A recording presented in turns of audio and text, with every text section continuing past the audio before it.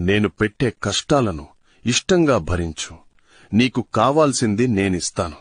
ఇంకా ఎంతలా బాధలు పెడతావు శివయ్య? ఇప్పటికే అలసిపోయాను, ఇంకా నేను భరించలేను అని అంటావా?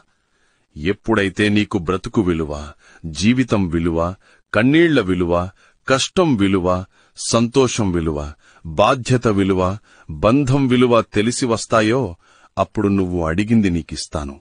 నేను నీకిచ్చిన దాన్ని జాగ్రత్తగా చూసుకుంటావో లేదో నాకు తెలియాలి కదా. అందుకే ఇన్ని పరీక్షలు పెడతాను.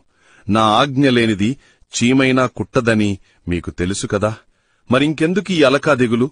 నీ జీవితాన్ని మంచిగా తీర్చిదిద్దుతాను.